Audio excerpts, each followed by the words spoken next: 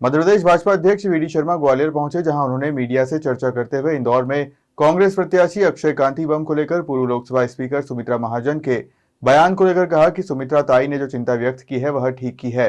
VD Sharma ने कहा कि कांग्रेस प्रत्याशी के मैदान छोड़कर भागने से कांग्रेस कार्यकर्ताओं में निराशा है। इसी बात को लेकर ताई ने कहा कि वह वीडी शर्मा ने पीसीसी चीफ जीतू पटवारी की इमरती देवी पर दिए बयान को लेकर जमकर आड़े हाथ लिया। सुमित्रा ताई जी ने चिंता व्यक्त जो की है वो ठीक की है। ताई का कहना है कि कांग्रेस का प्रत्याशी मैदान छोड़ करके भाग गया, और कोई व्यक्ति जब मैदान छोड़ के भाग रहा है तो जो जनता, मैंने कहा ना कि 15% वोट कम से कम मैंने अपने क्षेत्र में देखा, मैंने तो उदाहरण दिया, जो मेरे खिलाफ कॉन्टेस्ट की थी उसने वोट नहीं डाला, कांग्रेस की प्रत्याशी रही पिछली बार कविता रानी। ऐसे कांग्रेस के बड़ी संख्या में जो समर्थक है, प्रो कांग्रेस कार्यकर्ता हैं, वो निराशा के वातावरण में है। इसको लेकर के ताई ने कहा है कि कांग्रेस का प्रत्याशी नहीं है तो वो नोटा में डालने की बात कर रहे हैं। तो देश का दुर्भाग्य है कि इस प्रकार के लोग जो कांग्रेस, भाई वो तो जीतू पटवारी के बड़े खास थे, आज नकार रहे हैं, प्रत्याशी मैदान छोड़ के भाग रहे हैं। इसमें भारतीय जनता पार्टी का कोई लेना देना नहीं है, केवल एक ही लेना देना है। उन्हें लगता है कि मोदी जी के नेतृत्व में देश के अंदर, अब हमें लगता है कि जनता देश के साथ, मोदी जी के साथ है, तो हम भी मोदी जी के साथ आना चाहते हैं। तो उनको भारतीय जनता पार्टी कार्यालय में उन्हें प्रवेश दिला करके दुपट्टा पहनाने का, सदस्यता दिलाने का काम किया है। तो ऐसे लोग कुछ आना चाहते हैं तो उसमें कोई बुराई नहीं है। उनको लगता है कि हम कहीं काम करें, अच्छे लोग कांग्रेस में भी कुछ है।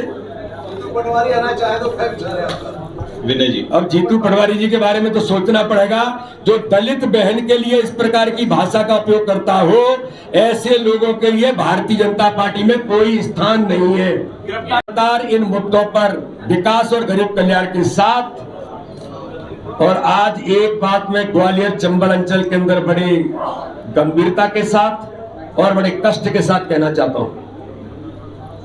दुर्भाग्य है कि कांग्रेस के प्रदेश के अध्यक्ष एक दलित बहन के बारे में जिन शब्दों का उपयोग करते हैं, जीतू पटवारी ने जिन शब्दों का उपयोग किया, वैसे तो उनके नेता ऐतिहासिक हैं। दिग्विजय सिंह ने भी क्या कहा, कमलनाथ ने भी बहनों के लिए क्या कहा, यहां मेरी पत्रकार मित्र बहन भी बैठी है। मैं उन शब्दों का उपयोग अपनी किसी बहन के समक्ष कर नहीं सकता जिन शब्दों का उपयोग जीतू पटवारी ने किया है। मैं प्रियंका गांधी जी आपसे पूछना चाहता हूं, क्या जीतू पटवारी के उन शब्दों का आप समर्थन करती हैं? बेटी है तो लड़ सकती हूं, पता नहीं क्या क्या नारे देती हैं, लेकिन इस पर आपका शब्द नहीं निकलता है। लेकिन समाज की मातृशक्ति ने तय किया है, देश के अंदर भारतीय जनता पार्टी ने भी तय किया है, इस प्रकार की मानसिकता को इस देश के अंदर, प्रदेश के अंदर चलने नहीं देंगे। और आगामी आने वाले 7 तारीख और 13 तारीख में, वैसे तो मातृशक्ति जवाब इन्हें दे ही रही है, लेकिन ये जो बहुत ज्यादा रस की बात करते हैं ना, जीतू पटवारी जी सुन लो, दिग्विजय सिंह और कमलनाथ जी, ये मातृशक्ति 7 तारीख को, 13 तारीख को इतना कमल का बटन दबाएगी कि आपको इतना रस मिलेगा कि आपकी जीभ बेरस हो जाएगी। जिसको स्वाद नहीं आएगा कभी, ये देश की मातृशक्ति का अपमान है, एक दलित बहन का अपमान है। कहां गए कांग्रेस के लोग, कहां गए कांग्रेस के नेता जो रोहित वेमुला पर भी दलित राजनीति करने का काम करते हैं, लेकिन दलित बहन के ऊपर इस प्रकार का कांग्रेस का अध्यक्ष बोलता है तो राहुल गांधी की बोलती बंद हो जाती है।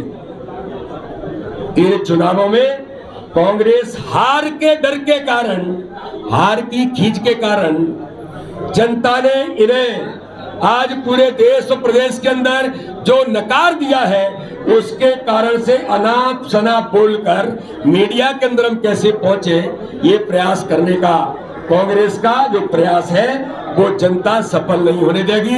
आगामी आने वाले चुनाव जो हुए हैं और होने वाले 29 की 29 सीटें भारतीय जनता पार्टी प्रचंड बहुमत से जीतेगी। इस बार छिंदवाड़ा में भी कमल खिलेगा।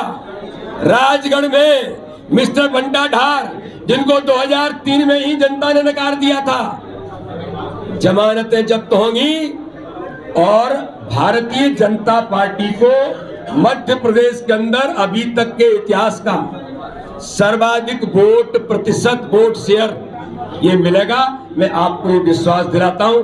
मैं सभी पत्रकार मित्रों का बहुत धन्यवाद करता हूं कि आपको इतनी देर रुकना पड़ा, आपने इंतजार किया। बहुत बहुत धन्यवाद।